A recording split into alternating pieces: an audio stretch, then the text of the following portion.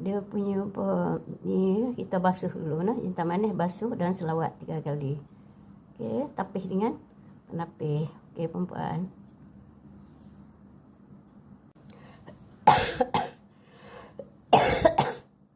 Selamat mencuba puan-puan. Assalamualaikum. Terima kasih. Ingat suara saya.